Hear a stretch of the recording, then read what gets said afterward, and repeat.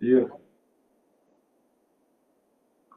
All right, guys. So these are two of my amazing teachers that I have uh, met almost almost 10 years ago now.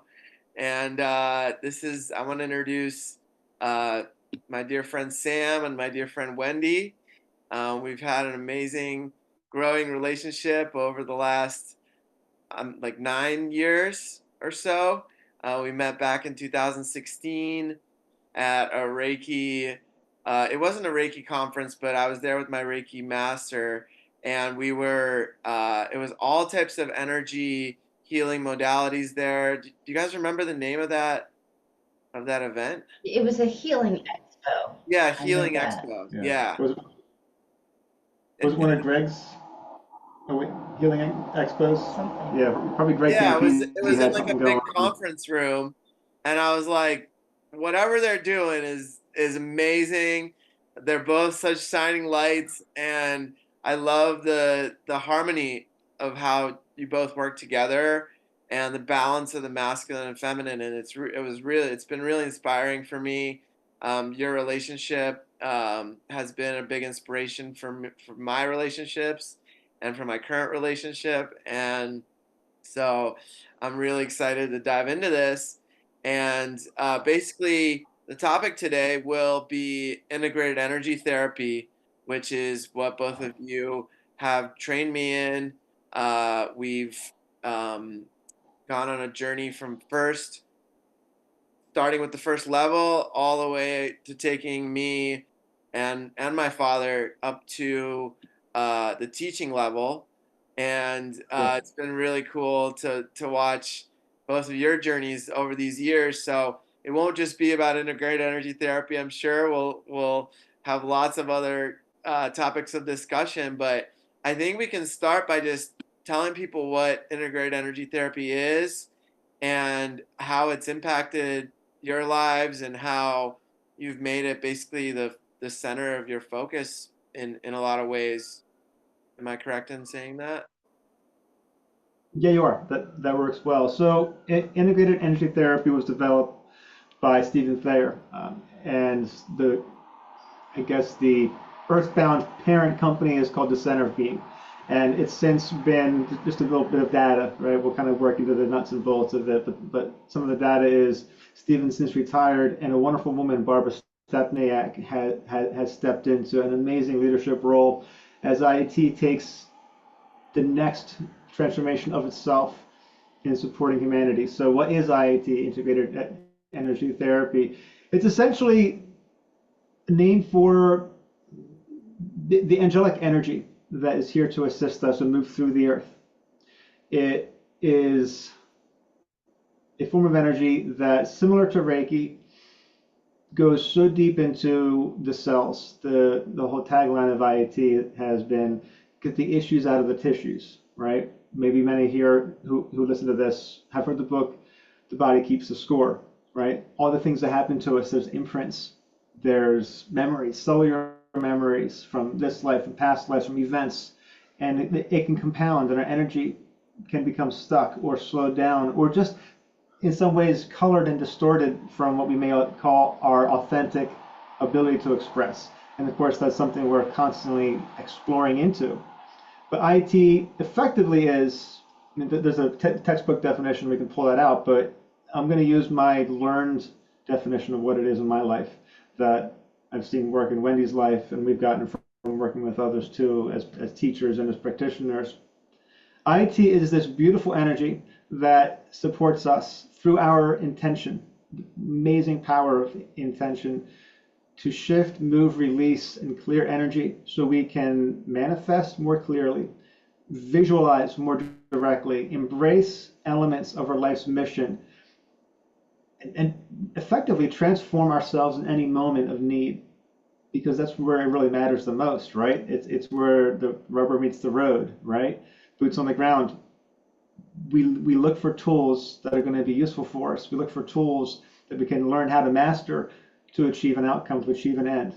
And IET is one of those energy tools that for me has been the reason it's my go-to. And I've done Reiki, and I've experienced many of my own incidents of angels and various entities. One of the reasons I one of the reasons IET got through my discernment sniff test is that it is continually the most loving, comfortable, calming energy, even when I have to move a mountain, and even when that mountain is me. It's been there to help me move that mountain, move my stubbornness, massage myself through periods of intense fear and doubt, moments of uncertainty. And it's not always for the big capital T trauma stuff that happens to us. It's also just for when that sudden bill pops up that we're like, I was not ready for that. And there's a peak of fear. It's there in any moment, whether it's a splinter or a canoe going through you, you know? It's wonderful to shift the energy in any moment of need. It works wonders on the physical layer. I find it to be most effective in my use in the emotional layer and mental layer. Of course, that's where I typically get more bound up. And that's where I really enjoy doing work in those layers anyhow. So I'll pause there and let Wendy add anything, or you kind of open up any pieces, because I probably put a lot out there that may offer some curiosity to explore. Okay, sounds good. Wendy, what would Thank you? you. Is there anything you'd like to add to that? Well, I would say, a life-giving tool. It's the prime tool of self-healing. It teaches Mm. you to fill your container. So then you're filled to overflow to whatever it is that you need, whatever that it's like, it fills you with all of, like, yeah, whatever it is that you need, you're filled to overflowing. And what it teaches you is you give to yourself first, and then you give from your overflow to others. So then you are not giving from a depletion place. That's right.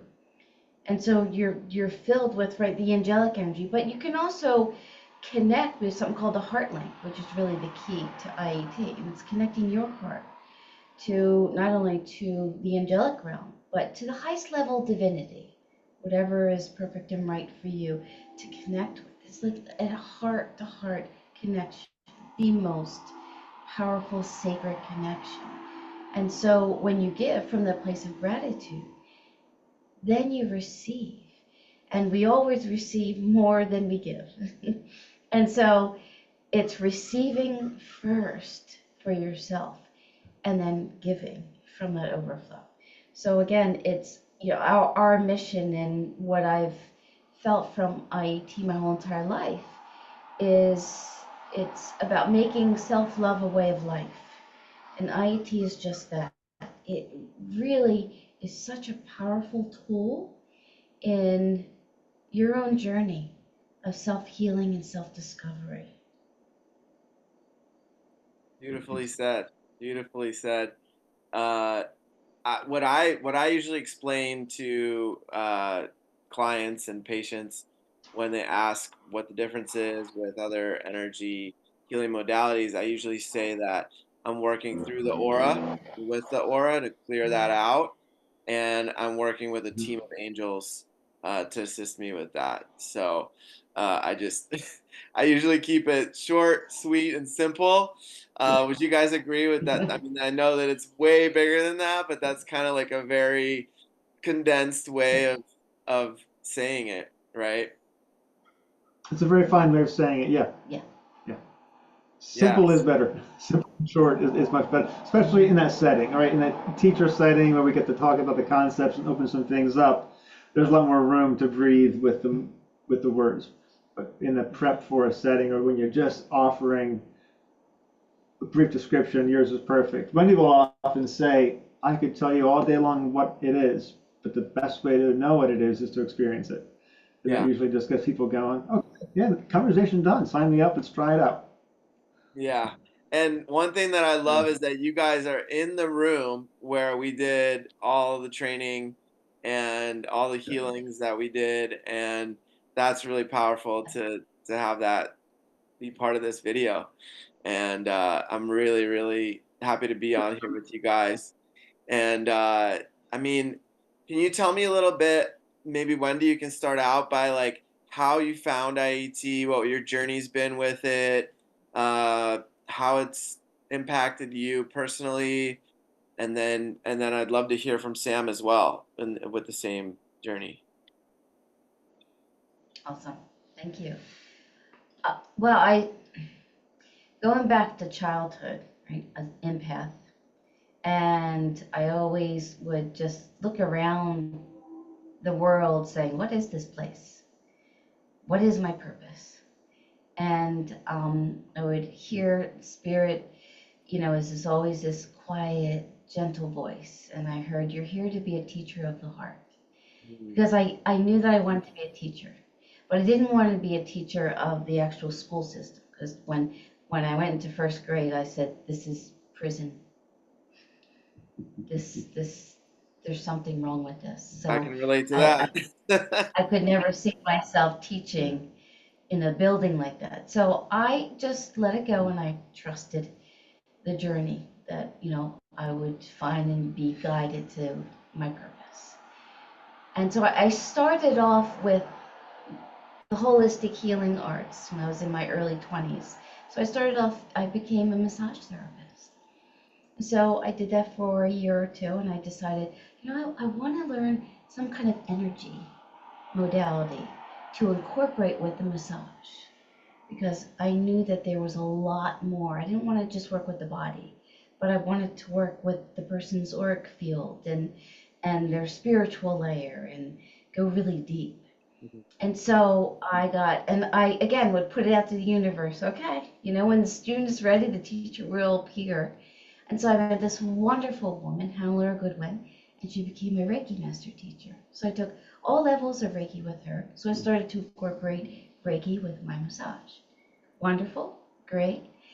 I did that for a year or two. And then a Reiki colleague of mine came to me and said, "You won't believe this, but I just had the most amazing session.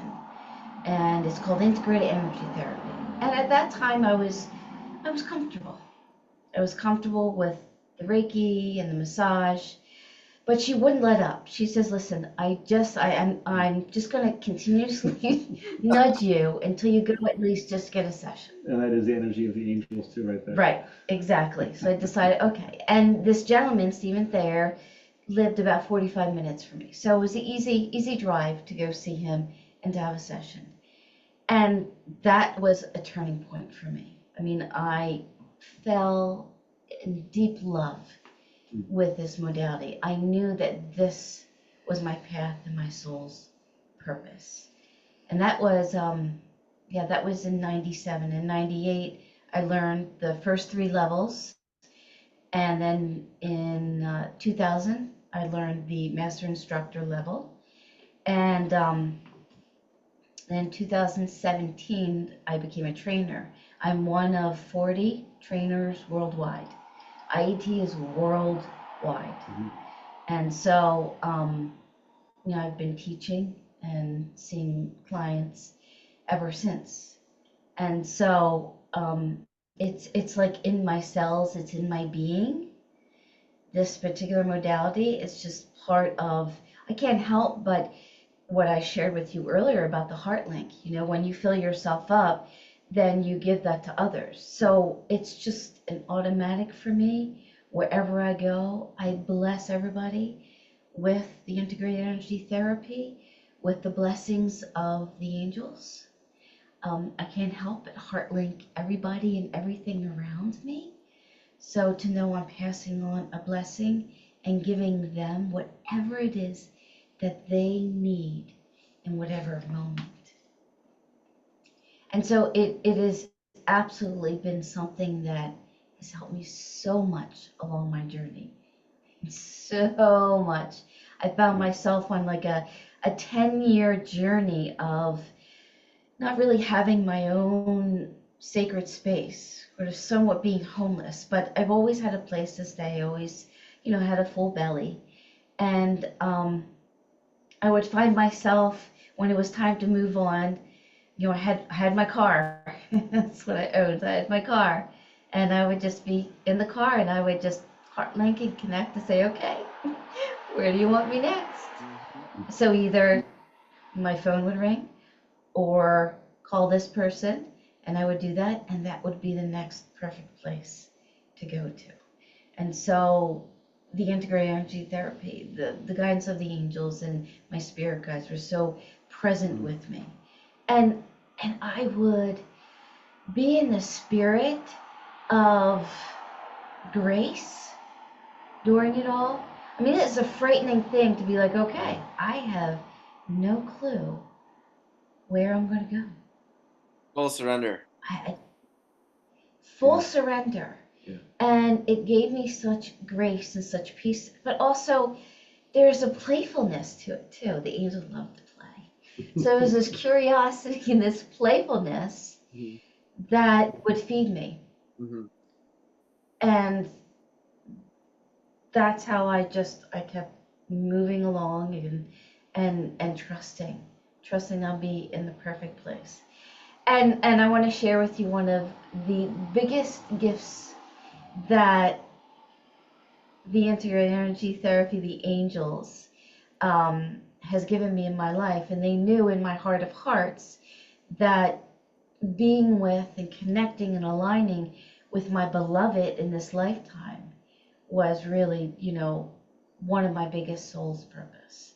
That the two of us together as beloveds were going to change the world. And it was through IET and Sam taking IET classes. She's also my teacher, yes. That brought us together. And it brought so many other students and even clients of mine, the beloved energy together. Yeah. I love that. It's so beautiful. And I love your guys' love. I love it. I love you guys together. And when you're together, it's just like this yin yang that works really beautifully. And thank you for sharing your journey, Wendi. Sam, would you do us the honors? I'd be happy to. So, similar to Wendi, my childhood was marked with a lot of empathic energies. My first memory, I was definitely in diapers, crawling around. So, after one and a half-ish, I guess, to put a date on it. But I felt this warmth over my shoulder, and I turned around, and I heard this voice. Felt this, plurality of voices. It wasn't a chorus of voices; it was a single voice, but a plurality sense, for what it's worth. And the voice said, "It's going to feel like we've abandoned you, but I can assure you that's not true. We are always with you." And then that door closed, and the light turned Getting off. chills as you say that, man. And I immediately felt cold and alone. And then at age 3, I asked this question, God, what are you? And I got an answer. I was like, the answer said to first understand who I am. We first have to understand what I'm not. And I got shown like emptiness. Like nothing is more than what, your concept of nothing is more, because that's something, than what I got shown. I got shown the void, the anti of creation. And it was terrifying. I remember shrieking, flailing my arms, and probably passing out. And years later, in first grade, I'm in the classroom, and I would have these panic attacks. From that moment on, I would have recurring panic attacks with the tunnel vision, the sound swooshing, and just the oh shit moment. And I would just grip the wet knuckle grip on my desk, and I felt one day in first grade, I felt one coming on, and I go, oh shit, just grab the desk, and I just hang on and just wait it out. And then in the middle of its peak, it just disappears. And the voice returns and says, now that you know what I am not, I'm going to show you who I am. And everything turned golden. And this beautiful, like they say, that this like golden honey light covers everything, and this love just infuses everything and flows through. And the voice said, and like I'm looking out the classroom window, I'm seeing the barbershop across the street. I'm seeing all the usual stuff of the earth, but it's all gold. And this voice is just saying, all of this is my creation, and I am in it, and it is in me, and I love everything, and And there was a distinct sense of oneness and the beautiful gift of being able to observe that oneness as a sovereignty amongst the oneness is a beautiful gift that we have as humans, to have free will and to have a sense of self. And we get to play in ego, and we get to play in the id, and get to play in an identity throughout our life and create, co-create something amazing here. It's an incredible gift that we have. As we learn to make use of it, it gets even better. In that moment, I was given the gift of the answer to my question, and it took several years of living life to get the answer to such a innocently simple question: God, what are you? So the panic attacks, interestingly enough, continued for many, many, many years. And I've got thoughts on why, but not pertinent to here, right? So I share that piece because it gives a backstory to why I would be attracted to angels or energy in the first place, because I had some absolutely fundamental forming, shaping experiences well outside. I mean, on that day in the first grade, I looked around my classroom and I said, probably no one else is ever going to really get what I'm talking about. If I shared this now, they're going to look at me like I got 5 heads. I'm already the oddball out for some reason. This isn't going to help. I had a sense that maybe eventually I would meet people who would be able to talk about this stuff.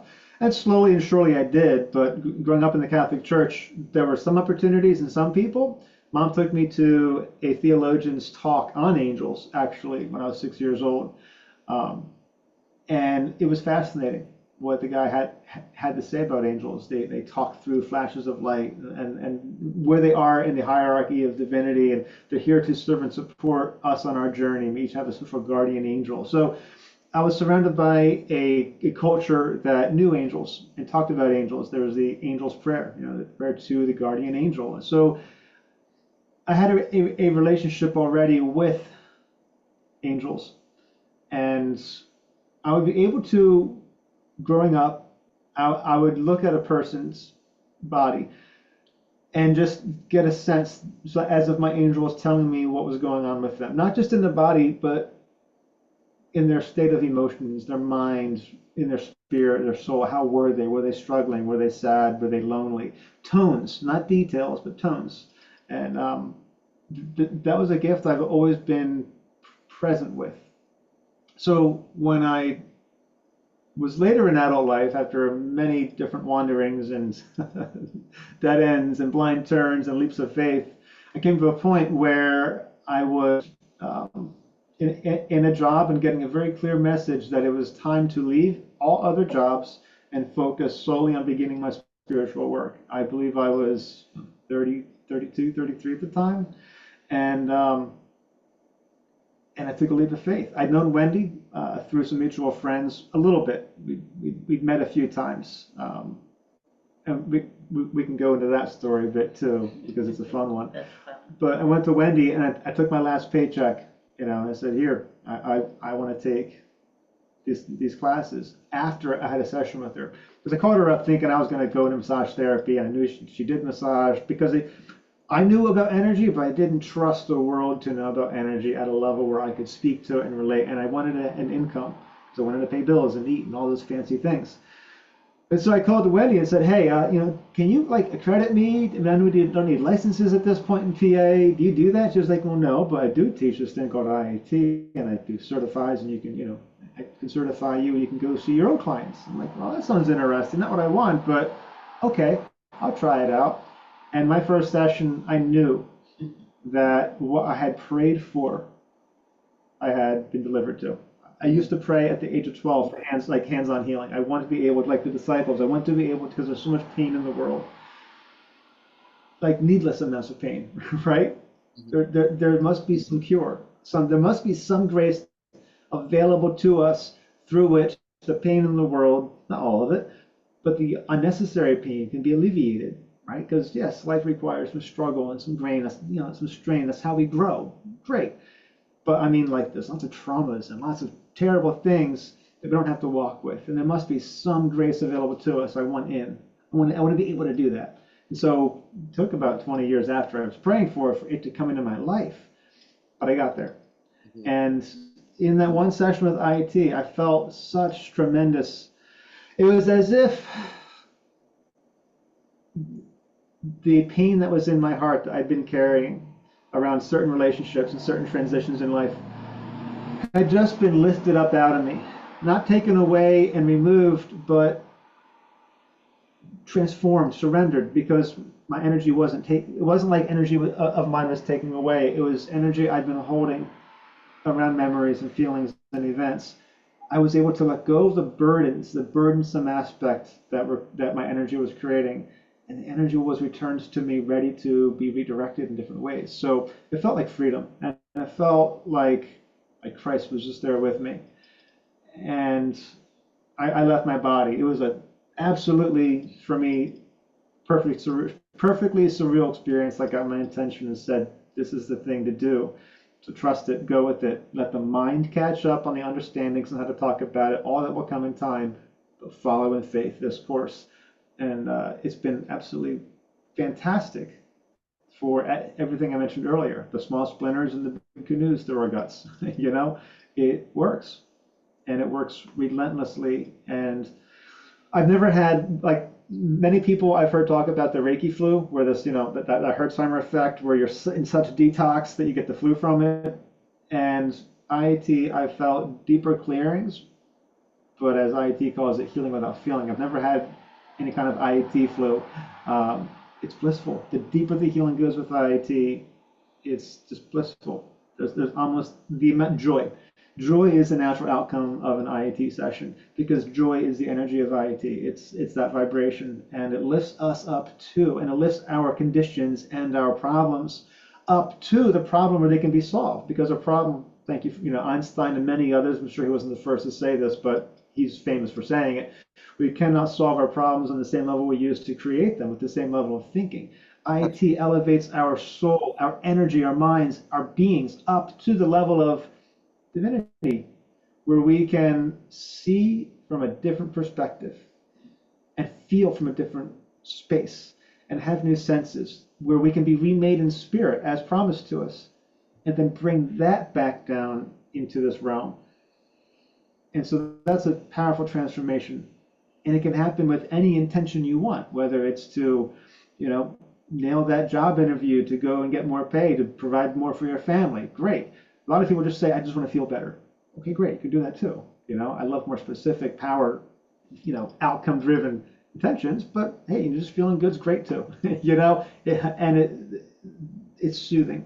And it's been there and present with every turn that we've coordinated and danced with in our relationship, navigating challenges and overcoming ourselves and the situations that we co-create together, so we can co-create closer to the level of our dreams every day.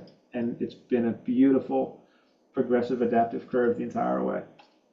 And IET helps us maintain the resilience and the energy, because sometimes we're flat out tired.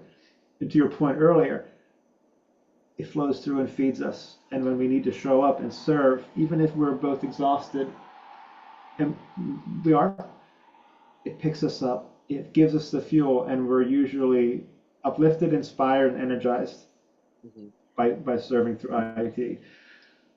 So clearly, there's a lot that we could say about it. I'll just leave that there for a moment.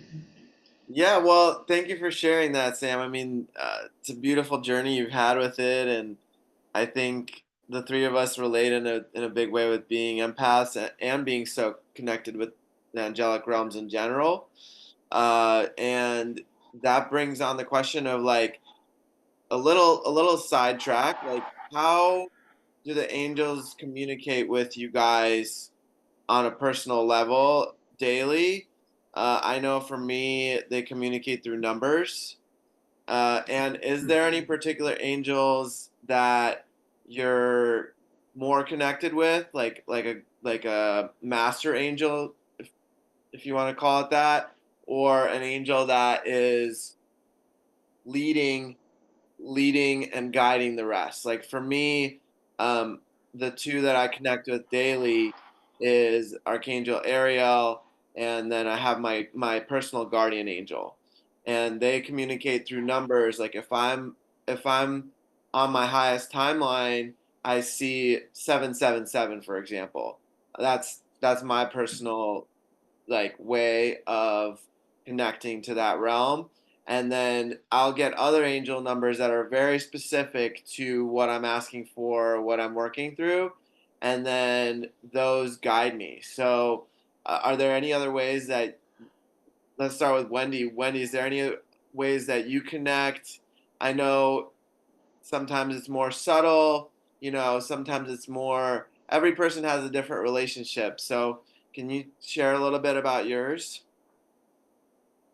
Sure. The most important thing is, and this is what I teach in the classes, is it's an invitation.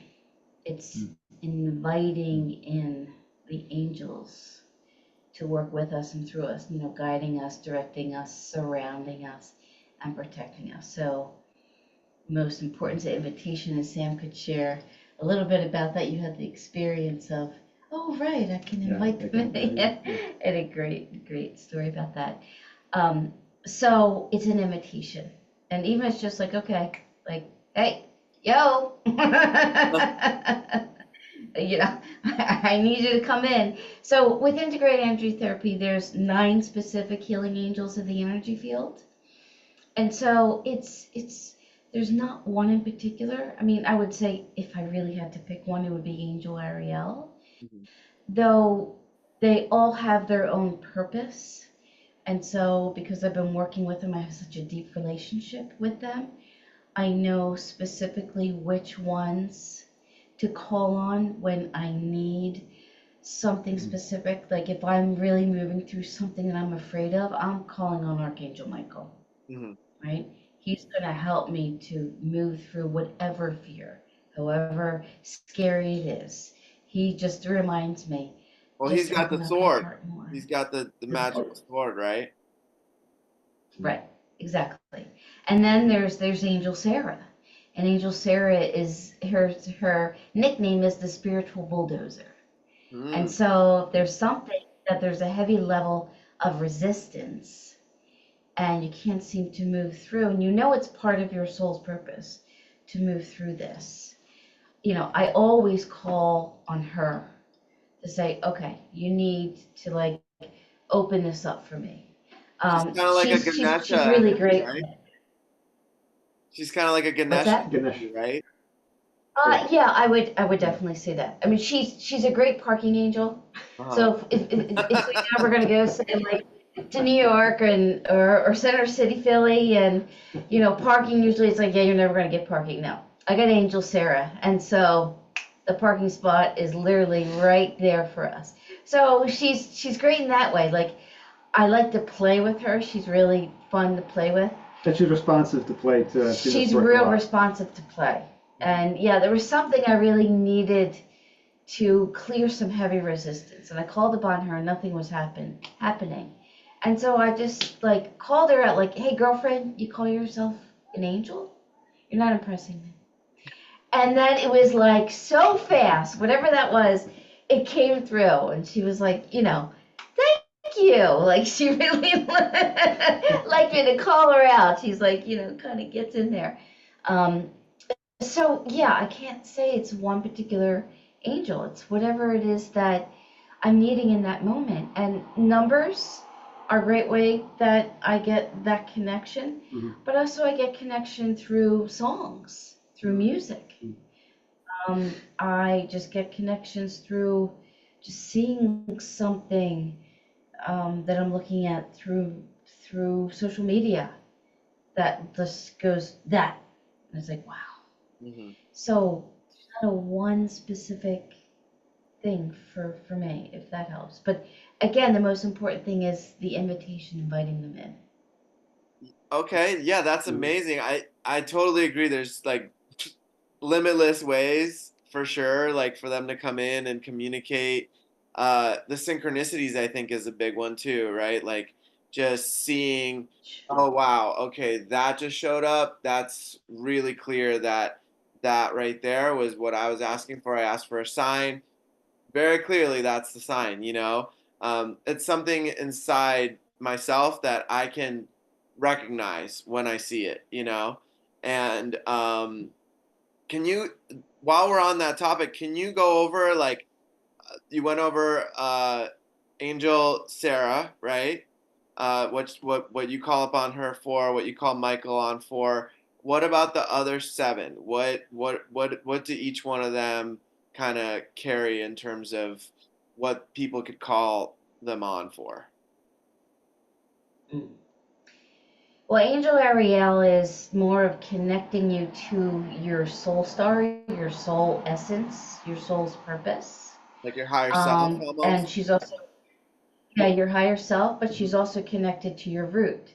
Her purpose is to bring your soul's essence, your soul's light, your soul's purpose into this earth plane. So you're living your soul's purpose manifested, like you're living heaven on earth. Mm-hmm. Like that. So she's sort of like the overseer of all the other healing angels. Mm-hmm. So she's that. There's Archangel Raphael. Right? He's about healing, but he's helps you to lift the illusion, the illusion that you're under, and the guilt. There could be some heavy. We all have guilt, whether it's society guilting us, or religion, or just ourselves. Ourselves. So he helps us to connect to back to that innocence, to that purity Mm-hmm. of who we really are, Mm-hmm. and to release the what's not really true, because illness really is, we're so far from who we are when we're in a place of illness. Mm-hmm. So he brings you back to that center place. People call it And there's Archangel, dis-ease, right? right? Yeah. Yeah. Yeah. Archangel Gabriel, right? He's about helping you to navigate and trust your the divine direction, the next steps along your journey, and to release that distrust. He's here to help open up your third eye, so you have that innate power and that intuition within you to navigate and to know your way. And he's sort of that way seer for you. Gabriel also is And then great with relationships, right? they're all great with relationships, all of them. So I did a short writing on, but back in 2020, as we all had a lot of time on our hands for different things, I had a lot of time to put a lot of kind of learned wisdom and thoughts from my life journey. And some of it touches upon what IET also speaks into. That I look at Adam as there's like 9 key character conflicts that we as humans struggle with, right? In some cases, you might see it as like the vices and the virtues, and so the angels, as IET describes it, the angels relate to things like these character conflicts, right? Like the identity, the innocence, the guilt, the trust piece, and so when you ask about Gabriel with relationships, yeah, to Wendy's point, all of the angels don't have necessarily a specific focus, but the attributes that we ascribe them to help us to kind of order and sense ourselves. They kind of focus the work we're doing on ourselves. So it's less about what the angels focus on as much as the reflection they offer us as we look at ourselves and do our work, if that makes sense. Yeah, absolutely. And it's the way I'm interpreting it is that different people have stronger relationships with different angels and archangels, right? And depending on that relationship with that each person has with each individual one, or even just with one period, right? Then that angel can come in and function in the ways that any of them can play that role. Am I interpreting that correctly? Effectively, yes. Yes. The angels are quoted saying that to them they're one unified field of angelic energy. They're not like, hey Bob, hey Joe, hey Tina. They're just angelic energy, and we like to put names on things because it helps us. It's good. It's Right. great. Name something. Hmm. We anthropomorphize because that's the best way for our wonderful brains to reflect and to get feedback. Because without feedback, we're really blind. So we have senses, we have experiences, we have ways of thinking. We have to push shadows up on the cave wall so we can begin to explore what we think is reality, and then turn around, walk out of the cave, and go look at reality.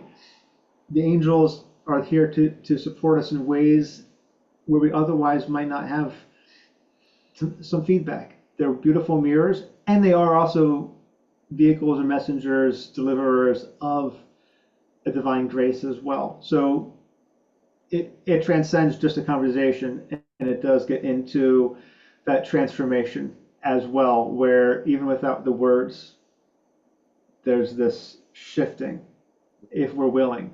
And if we invite them in, we have even a glimpse of a temptation, or not temptation, um, intention, Hmm. then that's all. But what they need basically is just the invitation.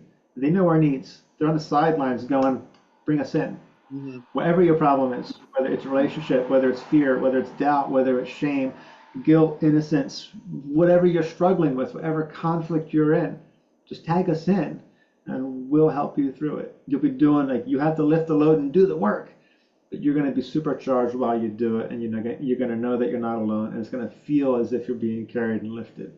Does that make sense? Yeah, absolutely. I think that's a really great way to describe it. I think that there's so many ways to connect with them, and like you said, the main thing, what I keep hearing is the invitation. Gotta ask. People. Um, I know for myself, I would pray a lot, but it was the moment that I asked, like to see the truth of this reality, to get the answers, to connect to my higher self and to God. That's when I had my Kundalini rise up, and that's when I had my spiritual awakening. I had to ask. People. Right. It's a simple concept, but not everybody thinks about that. Like just ask, like connect and ask to build a deeper relationship with the angels, connect and ask to be guided and to be supported and to be shown, and then I believe for me it was about releasing and removing all the beliefs and like old programming that was getting in the way of me receiving and connecting to that realm. And so yeah, was there any other ways that the angels connect with you, Sam, personally? Sure, yeah. The numbers were a fun one. When I really earnestly got into my spiritual work, um, I I was guided to go to a shop. I bought a crystal, and I'm not a crystal guy, still I'm not, but for a moment there was just this impetus and this drive to just go this direction, and I still have it. When Wendy has one that when we got together, she has, like, they looked very similar. Like almost They've identical. since changed dramatically over the years. They're such a living creatures, but at the same place where I got the crystals, I got Doreen Virtue's Angels 101, Angel Numbers 101 book. And that was a lot of fun for me because it gave me a help with certainty because I knew I was getting promptings. And so I was like, okay, let's make this fun because I want to be able to interpret and not scattershot a bunch of guesses. So let's just help. So I was given a nice little guide, right? And that's all it is. It's a guide. My own discernment's still sovereign, but it's nice to have a bit of a map and some reference points to go, you know what? Seeing that, and getting this message, it gets the brain to focus. And without focus, we're really lost. Like, humans have an incredible ability for denial, vagueness, and obfuscation of the really important stuff in life. Until, to your point, we have a breakthrough moment and we get clear. And when we get clear, we make a statement, and that statement is very often some kind of statement of want. and it's an asking, right? We can complain all day long and nothing will change. And a lot of prayer I've done is complaining and bitching and moaning, thinking it's prayer. Well, I Mhm. told you what I didn't like. Yeah, great. I know all about what you don't like, Sam. What do you want? Oh, didn't I say? No.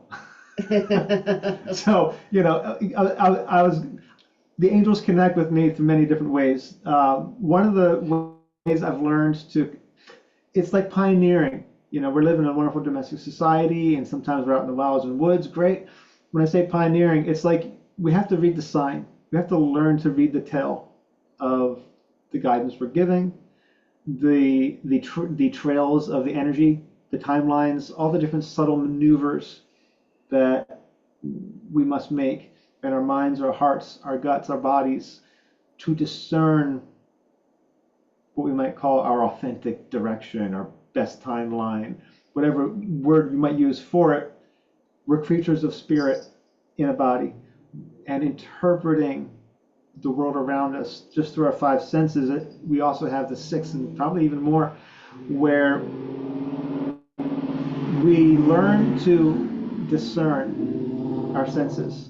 We learn it as toddlers. We learn it, all growing up, how to stabilize into a physical body. Great. But stabilizing into a spiritual body, there's ways to do it. And most cultures have some form of spiritual indoctrination designed to help us develop the spiritual muscle through into adulthood. And yeah, sure, it can be broken, it's imperfect, and it doesn't cover everything. We learn to make it up for ourselves. So the angels have sometimes help me by getting right in front of my shadow. And I've learned to use my shadow as a wonderful tool of what Spirit's telling me. Because if my shadow wants to hide from it and distract and get in the way, I better go look at that, because that's probably important. And yeah, I usually find some really good insight from the angels there. So it's less about singular what the angels do for me as much as it's me learning how to develop a language to have a conversation with them. And I'm half of that conversation, at least. So I have to know myself well enough to know, where am I obfuscating, where am I hiding, where am I leaning into, where are my curiosities going. I use everything, not just the good stuff, but the bad and the ugly. I use all of what I can in a moment, like full resourcefulness in my discerning. And I find the angels stand perfectly where they know that I'll eventually get it. It's in my emotions. It's in whispers in my head. It's in ideas that come through my head on beckons. There's so many ways. It's like a constant input, and it can be overwhelming. And so being able to tone it down and focus, and so it's a strange answer to a really simple question. There isn't one way. There's many ways, and as I've learned to develop my preferred ways, they agree to that, and they use those methods. They use those ways. For a while, it was color. I said, all right, angels, show me the color red if it's a no, green if it's a yes. Let's be really stupid simple about this. That's what I'm going to look for. That's what you better use. Otherwise, nothing moves forward. Okay, clear.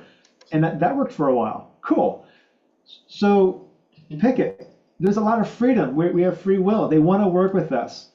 So set the terms. What will work for you? What will you accept that will stand out from the milieu of constant static the world can throw at us, or we can perceive and get lost in? We want to find patterns. We want to find an answer. Great. So pick something really specific if you need to, and the angels will adjust and use the method you give them. Does that make sense? Absolutely. Absolutely. I think for me, for a while, it was like if I saw a certain bird, that would mean something to me. Or if, uh, and it could come in any way, right? Like it could come in my social media. It could come in my physical reality. It could manifest in my dreams. It could appear as somebody giving me something that had that bird on it, and that would be my way of saying like, okay, I made that a correlation with something else, and now if I when it comes into me, into my reality, then I'll know that's what it means, you know? So yeah, Right on. I think that's a really good point, is like, people can set the guidelines. It's just that I found myself with that sometimes connecting to somebody's higher self, for example, like an ex-girlfriend or something like that, and it wasn't actually how they were feeling in this reality, if that makes sense. You know, so like Context.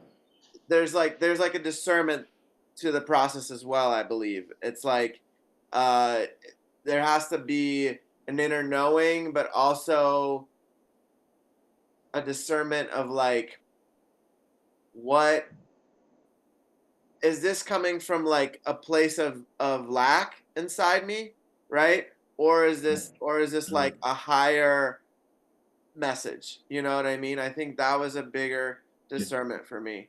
Yeah. And that brings on the question of like, how have you guys been able to differentiate between, like you said, you get messages in your ear and in your mind, right? Like, I'm sure a lot of people receive that, and like, how can people differentiate from your experience, whether it's an angel talking to them, or if it's an entity that doesn't have good intentions, you know, or Or neuroses that we're cultivating all by our own. Sure. Yeah, right. there's lots of ways we perceive messages. Absolutely. Good question.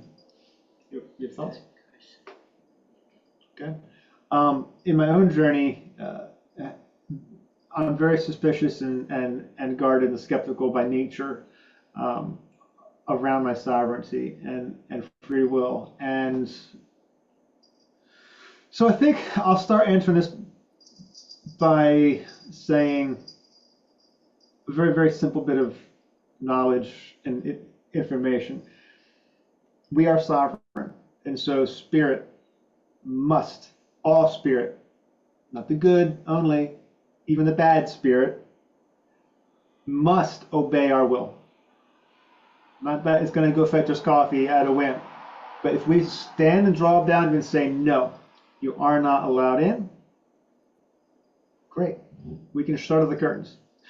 So I want to preface that because that's something we as humans can feel very much like flags out in the wind, no control, and whatever comes along is just going to catch us up because we forget we're sovereign. We forget to flex that muscle, and it is a muscle. We must condition that will, and we have a use it or lose it function.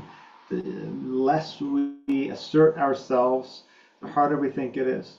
It's not that hard, but it is something to condition a relationship to, and it is a skill to develop. So there is a effort it takes, but it's not hard in terms of it's not far distant from you. It's always available to you. It's never taken from you. You can pick up and you can stomp that boundary firmly in a moment.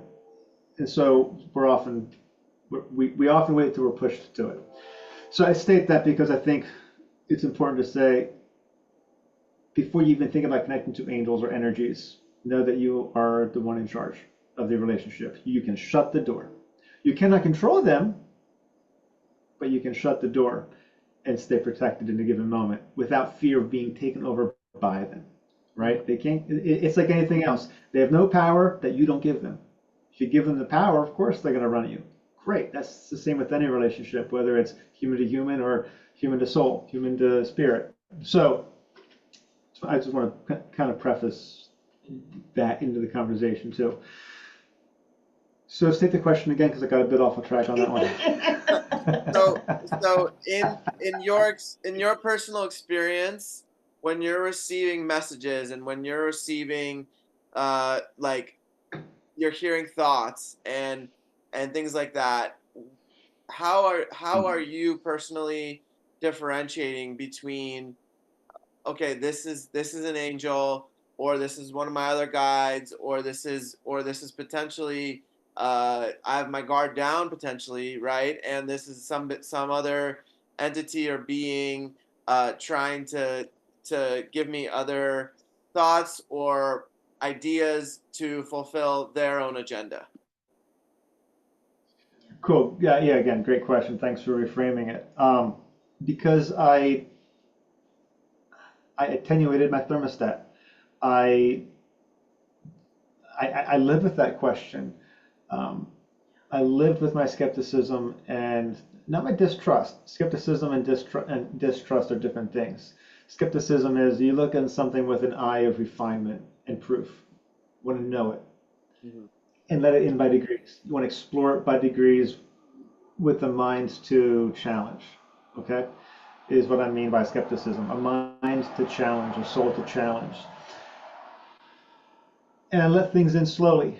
And I learned over time what it feels like when a friend is talking to me or when a mother's love. Like we're given that the answer to that question, many of us in oblique ways. You know, I had a very loving mom. I had a wonderful father. So I was surrounded by love. You know, sadly not everyone has that, but someone has love around them. And if not that, God will find us. And God has put in us a piece of his heart. So the answer of discernment is in us. We're tuned already when we listen to it. And I just learned to listen to my own tone. And there's a resonance then. So the answer to your question is there's a resonance that I agree with or that I like or that I can suss out and know. If something resonates well with me, I'll be more open and amenable to it. If something does not resonate well with me, I will get out the looking glasses and go, okay, let's explore this because maybe I'm having a bad day. Maybe there's some stuff in the way in my world to suss out. And have I, once I've cleaned up my strop and gone, oh, I'm good. No, there's something not quite right here. Pass. I've just learned to live with myself. I learned to know myself. So knowing yourself, knowing your own resonance, knowing what feels good, not in the immediate gratification way, but what satisfies your soul, it's something you have to live with and explore and get to know. You don't get it necessarily on day one. You might have it really quickly. You get it at different points in life. It took me um, years of living with it and knowing it to get comfortable. And when new things come in, or if something big happens in my life, I go into, like many of us, into a much more guarded stance. And so I might suss things differently. But even in that, there's such a relationship built now with the guides and the angels that I have. They're familiar to me. I know them. So when they speak, I know it's them. Just like I've learned to recognize when it's my shadow talking, but wearing a pleasant voice. Like, oh, I don't know. I know that trick. Not going to work today. So, I hope that so answers the question well. yeah, so from what I'm hearing, Sam, it was a lot of trial and error throughout your life, through many years of discerning and building a relationship with the angels, with your guides, and feeling inside as a resonance in your body what feels right to your soul versus okay, that might be my shadow or that might be something else, right? Was that a good way to summarize it? Yeah, I would just modify the one phrase, trial and error. It's more just living with it, living with the question. Mhm. It's kind of like you've got a yen for a certain food, you're not sure what. You look at the fridge and you just have a bite of everything till you know what you want. Right. Not exactly trial and error, but living with the question till you're satisfied Okay. is more, if that makes a good difference for you. Yeah, absolutely. Like I know for myself, I've been consciously trying to ask if I'm receiving something, like I'm also tuning into my body. I'm tuning into where the message is coming into. Like, is it the back side of my head on the right side? Okay, I know that that's where I usually receive Ariel, or just as an example, right? And then if it's something that is even if as much protection as I put up and protect my space, sometimes I'm not 100% with it, right? And so I might get another message from another being, and that might come in on the left side, and okay, and then what I've found is really impactful and powerful is to ask, are you here with unconditionally loving me? And then if there's no answer, then I know that that's not an energy I want to be receiving guidance from, because I any like angels, any that's a good archangels that thing. I'm working with will immediately say yes. Yes, I'm here with unconditional love. And I think that that's one way of doing it. So I'm really curious with your Yeah. experience, Wendi, like how do you discern?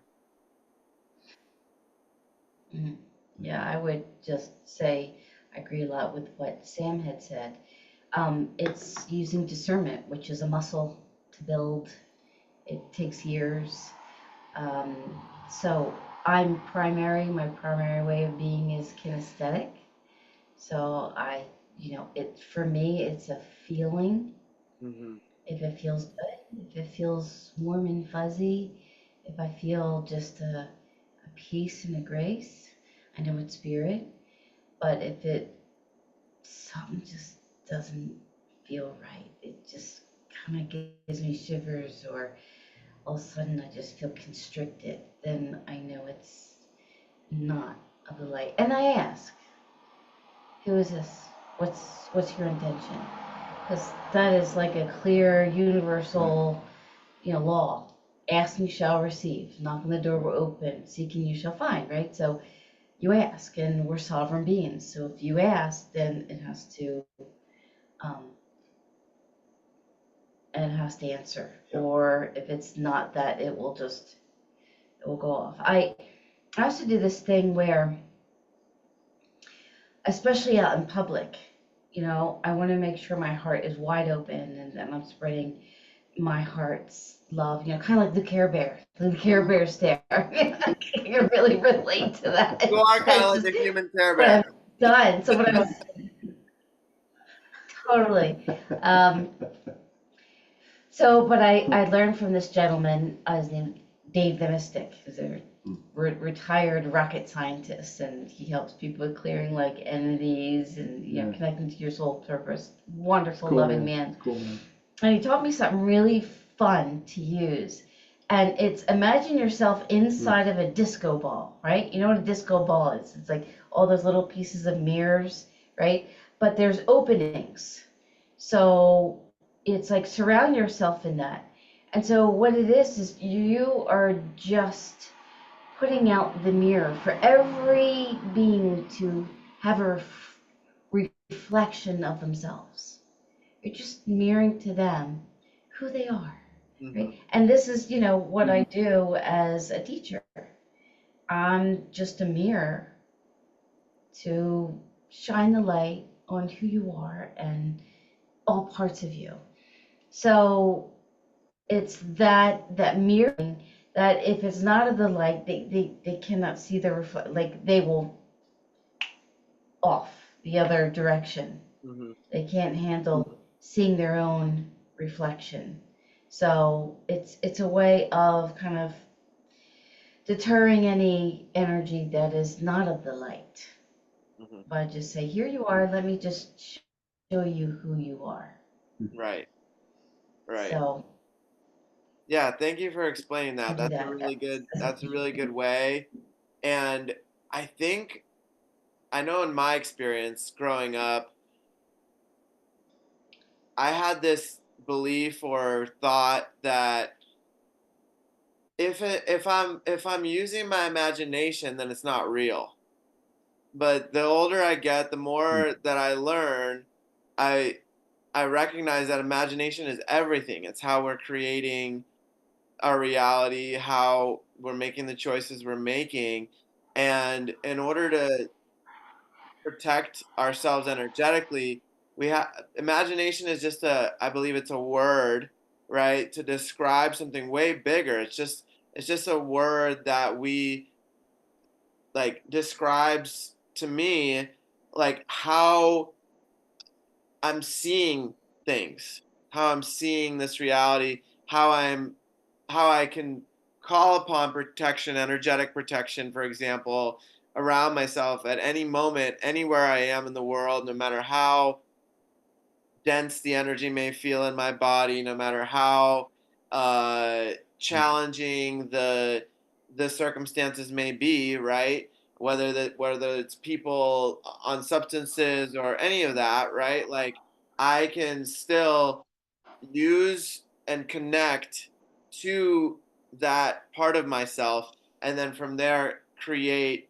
energetic protection, pretty much anything. But I think it feels right to say, like, for any of the younger viewers especially, it's like, don't try not to push aside that part of yourself, right? Like that imaginative part. It's so important to keep that alive and to fuel that every day with creativity, with whatever it is that connects you to that, because people think and say sometimes imagination is just that, right? It's just in my imagination, but no, it's actually your personal lens of this reality, you know? Um, and I'd love to Mhm. hear what you guys think about that. That's cool. So yeah, I think that there's a lot of really well stated stuff inside all of that. We're meaning making machines. We make a meaning and a story about every single thing that we observe within us and without us. And we are also co-creators. That's a really special word. And I want anyone who hasn't thought about the word to take a moment and think about what co-creation actually means. Because there's creation, and co means alongside or in partnership with, right? So if we are co-creators, we're co-creating directly with the creator of the universe. That's not a throwaway phrase that I use. That's a very profound statement of our position in the cosmos. And it's not one of ego, and it's not one of arrogance. It's not one of being too on the high horse.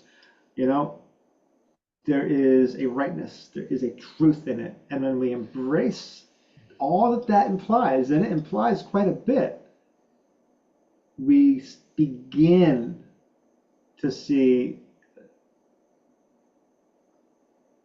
a container, a frame around the question of our existence. Why am I here? Well, you're a co-creator. Oh, I thought, well, huh? But I'm just making like minimum wage. I'm struggling. I'm a co-creator. Like I don't feel like one. Okay, think about it then. If you don't feel like one, there's a reason.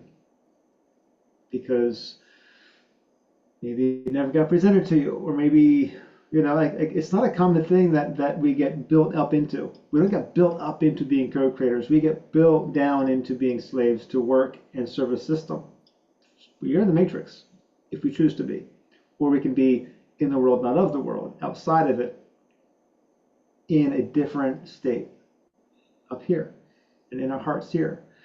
You're a co-creator. You're born into it. It's a birthright, not something you earn. You don't become worthy of being a co-creator. It's also not a throwaway phrase either. You do not become worthy of co-creation. You are born into it. Whether you were born as a bastard or an unwanted child or by loving parents, doesn't matter. Every human being that gets through the birth canal and into the breathing space is destined to be a co-creator. We become capable at it through the practice of living life well. It is a skill and it is a role to learn to take on. And in doing that, we begin to become stewards of the earth and each other, and we see things differently. So it implies a lot to be co-creators. Mm-hmm. I'll drop that there for a second because I think there's a lot to it, and I wouldn't want to just miss it. Anything you'd like to add to that? Thank you, Sam. That was beautiful way of phrasing it. I think Yeah, he said it absolutely beautiful and right on. Came through. yeah, yeah, I think it's a really great way, because from what I heard in that, it's all about asking, right? Like asking to receive the awareness, and then recognizing it can happen in a moment, right? Like it can happen at any moment that I want to know the truth. I want to see why I'm here, you know? And then from there, anybody who is interested can the doors open up from there. You know what I mean? And then I know from my experience when I had my awakening, I started getting all this information just flooding in from every possible way in my life, and then it started to a remembrance started happening inside me, right? Mhm. And I started to recognize that I have had past lifetimes. I've had all these ways that I've developed as a soul, and I'm just in this meat suit right now, but I've had all these other experiences that are playing themselves out little by little in this reality where I'm having these different relationships with people at very specific times of my life because I have contracts with those people to show up at those times to help guide me, to help refocus me, to help show me and teach me different lessons because this is all, in my opinion, just a big earth school. And as individual souls, we're learning these lessons, and then we get kind of brought back to where it all started before we came into these bodies, coming back up to source, showing creator, this is the play that I was part of, right? And here's the fun things I experienced. Here's the lessons I made passed, and here's a few I might have not passed. So can you set me up for a more effective way to get that lesson potentially in this next body or wherever we go from there, right? Like that's a great mystery to me, and so that's how I perceive it. Um, and I think, at the same time, I don't know. The more I learn, the less I know. It's like I feel as though I don't know anything. It's all just. Uh, it feels as though the more I know, the more I'm learning, because I try to be a student every day of my life, and just kind of Yeah. wipe the slate clean and start from there, and so Accumulation of knowledge is really great. It feels really good on some parts to like get to know things and have information and knowledge. Knowledge being experience that we've had ourselves. But I found it even better where I'm at now. Better being more useful to me where I'm at to move forward.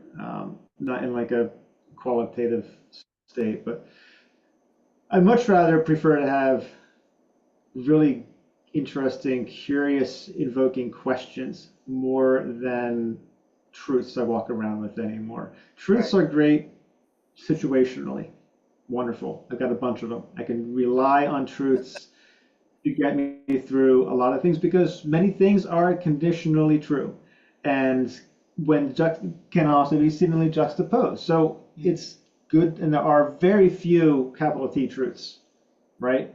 right, Very few, but there are truths. There are. We can refer to them. We can depend upon them. Truth is not mutable. Truths are totally conditional at the same time. So there's a genus and a species around truth. One's capital T, immutable. We can all depend on it, and the others is perspective based, conditional based, momentary, relatable, and referenced, but very fluid. I much prefer to have questions because a great question is the best tool in the entire universe for moving forward. a hundred If you percent. want to get done, find a good question. If you don't know what else to do, wake up, be forced getting a truth and, ascertaining and defining the day. I mean, that's good too, but get a good question in there too. Like, what do I want today? It doesn't have to be like the best question on the planet. There's lots of great questions. It's not about competition. Just get a good, useful question that stirs your curiosity and gets your fire going. And you got enough for a day and go with that. Is where I'm at now, and it's a lot of fun to play with that. I'm right there with you, man. I wake up every morning and I ask myself and I ask spirit, how can I be of service today? That's one of my first That's one of my first questions. And sometimes I have to ask the question, how do I want to make money today? You know, and then there's those deeper questions of like, okay, um, can you show me? Can you deepen my connection? Can creator? Can you deepen my connection with the angels, for example? Can you show me and build a more connected conversation with that realm? You know, like I love those kind of questions, and I totally agree. I think questions are the best way because we can just keep talking for days with with asking each other questions, you know. And yeah, Right. with that, I think we can wrap it up. Unless you guys have anything else to share. Was there anything else you wanted to add in, Wendy? Oh, I'm just so grateful Mm. for this time with you and anyone that listens to this. And yeah, it's the journey, not the destination. We've all Mhm. heard that before. And, Mm. I've learned to um, just be you unapologetically.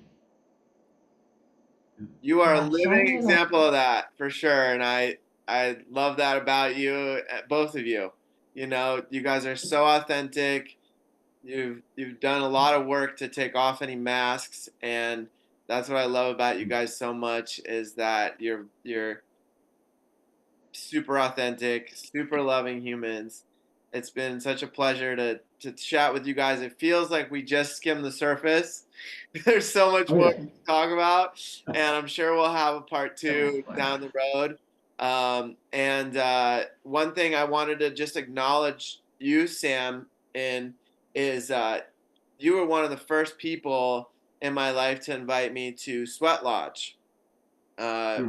which is a Lakota, Native American Lakota way of praying and of Mm. connecting to the earth, to the womb of the earth, and to pray in that space.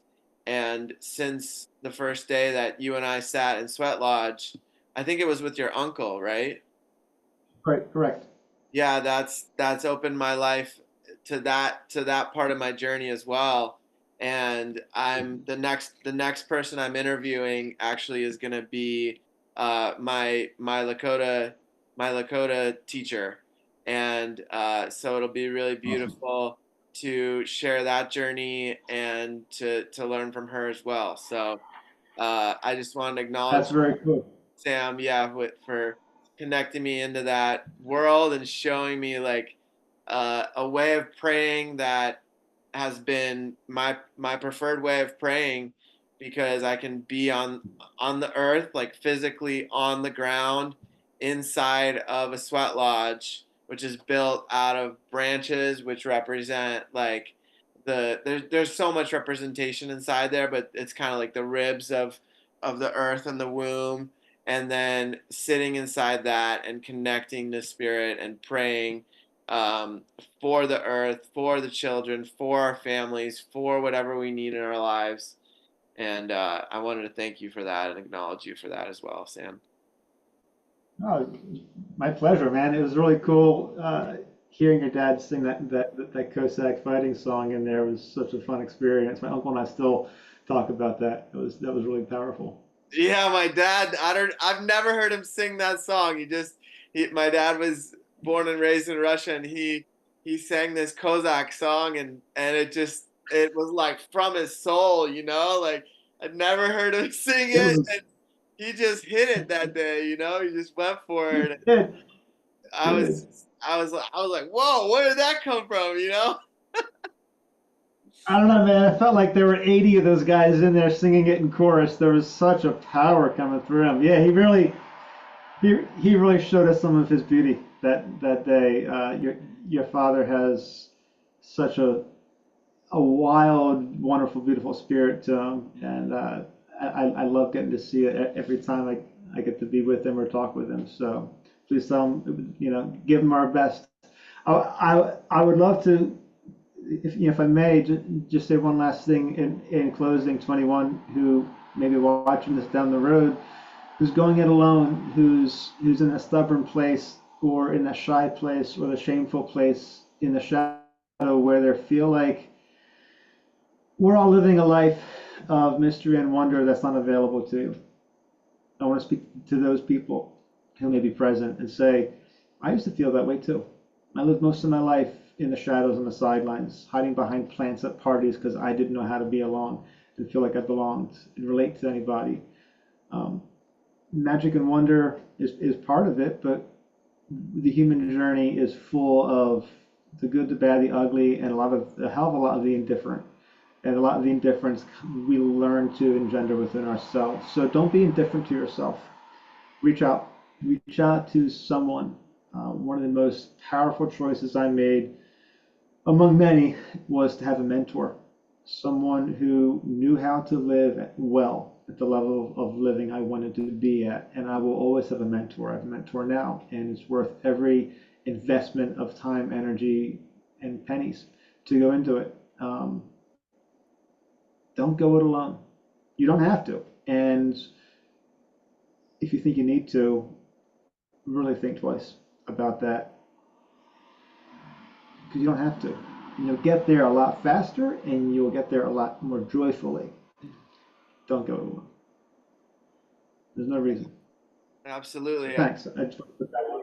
Yeah, and with that being said, I'm gonna drop any websites, any ways to connect with you guys, any contacts that you guys want to share into the description in the YouTube, and that way people can reach out to you guys and can schedule sessions or can schedule learn from you guys and you be teachers for the different levels. And you guys are located about 30-40 minutes from Philadelphia. Depending on traffic, yeah, within an hour's drive. Okay. You know, Okay. Philly. So, But we work online too. I mean, the beauty of the internet is work online. And if people are called to reach out to us, that's fantastic. But at the very least, like drop a note in the comments on this video, whether it's YouTube or reach out. Like don't go it alone doesn't just mean contact us. Don't go it alone just means like put your voice out there, be heard, take a risk on yourself to connect around you in some fashion because life will get a lot better real quick when you do, no matter what's going on. absolutely. You're I agree with that guaranteed 100%. Well, thank you been guys so there much. and I love you both, Oh, you're so you too, and Peter. I'm so grateful love for you. your guys' time and for sharing all your wisdom.